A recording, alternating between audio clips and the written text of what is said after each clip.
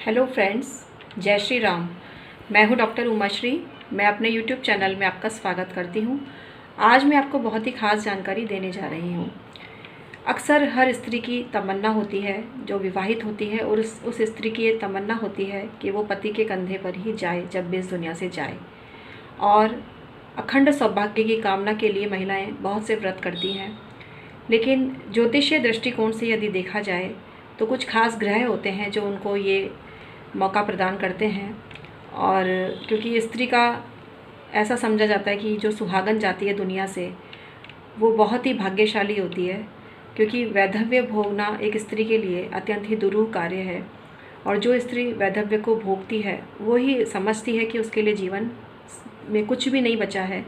हालांकि हम यहाँ नकारात्मक विचारों का प्रसार नहीं करते हैं, क्योंकि किसी के भी जाने से जीवन ख़त्म नहीं होता है, जीवन वापस से शुरू होता है सकारात्मक सोच के वजह से।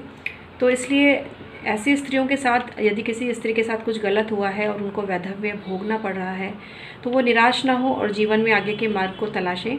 लेकिन यहाँ हम आपको सिर्फ ज्योतिष के हिसाब से इसका बस परिचय दे रहे हैं कि ऐसे कौन से योग होते हैं या ऐसे कौन से आचार विचार होते हैं जिसकी वजह से कोई भी स्त्री सौभाग्यशाली होती है और सौभाग्य को प्राप्त करती है और सुहागन ही इस दुनिया से जाती है। तो यहाँ हम आपको इसी पर बात बताएंगे और प्रकाश डालेंगे। लेकिन इससे पहले यदि आपने मेरे चैनल को सब्सक्राइब नहीं किया है तो इसे आप सब्सक्राइब कीजिएगा। यह बिल्कुल फ्री होता है, इसका कोई भी चार्ज आपको नहीं देना होता है। तो आइए प्रारंभ करते हैं। जन्म कुंडली का जो अष्टम भाव होता है वो सौभाग्य का भाव होता है, सुहाग का भाव होता है। और जन्म कुंडली का जो द्वादश भाव होता है वो शय्या सुख का होता है। सप्तम भाव तो पति का होता ही है, आपको पता ही है। और सप्तम से सप्तम मतलब लग्न, लग्न से भी हम जीवन साथी का विचार करते हैं, क्योंकि सप्तम से सप्तम भाव से भाव की गणना की जाती है ना कुंडली में, उसके आधार पर। लेकिन यहाँ मेनली जब हम बात कर रहे हैं सौभाग्य की, तो जन्म कुंडली में अष्टम भाव यदि अच्छी स्थिति में होता है, अष्टमेश को हम नैसर्गिक रूप से मानते हैं कि अष्टमेश बड़ा खराब होता है और अष्टमेश जहाँ बैठता है उस भाव को ख़राब करता है। जो ग्रह अष्टम में चला जाता है वो भी खराब हो जाता है, वो एक अलग मैटर है, उसको साइड में कर दीजिए। लेकिन मैं आपको सिर्फ यही कह रही हूँ कि सौभाग्य का विचार जब स्त्रियों की कुंडली में किया जाता है तो अष्टम भाव विशेष रूप से विचारणीय होता है। और अष्टम भाव यदि स्वग्रही हो, अष्टमेश स्वग्रही हो, इसके अलावा अष्टम भाव पर शुभ ग्रहों का प्रभाव हो, शुभ ग्रहों की दृष्टि हो अष्टम भाव पे, तो ऐसा माना जाता है कि स्त्री काफ़ी सौभाग्यशाली होती है। और इसके अलावा यदि कुंडली में मांगलिक दोष भी नहीं है या दोनों ही मांगलिक हैं तो उस एंगल से ज़रूर विचार कर लेना चाहिए, क्योंकि मंगल दोष है कुंडली में, लेकिन यदि उसका निराकरण कर दिया कर दिया गया है तो भी स्त्री को सौभाग्य मिलता है। अब उसको घबराना नहीं चाहिए, उसका सौभाग्य अखंड होता है।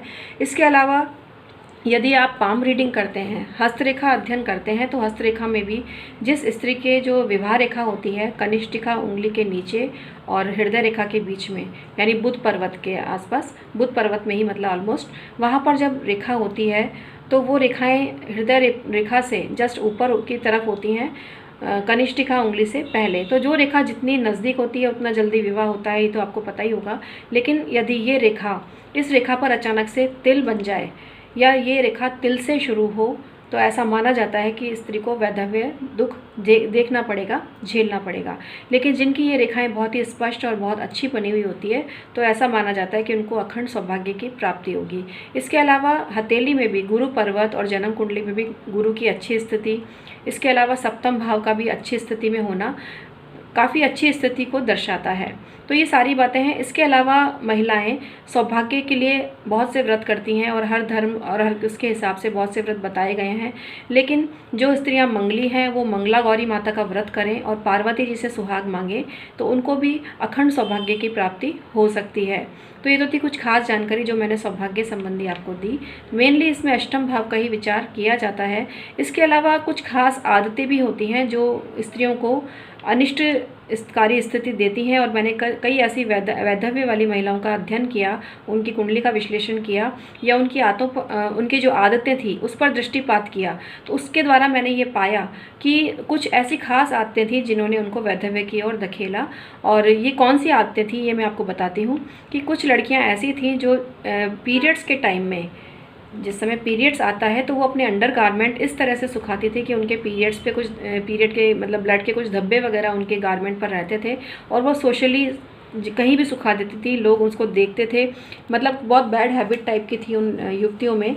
तो ये काफ़ी गलत चीज़ है।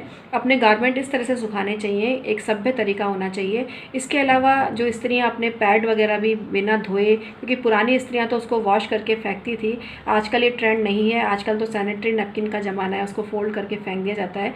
फिर भी उस पर थोड़े से पानी के छींटे डालकर फिर फेंकना चाहिए सैनिटरी नैपकिन को भी।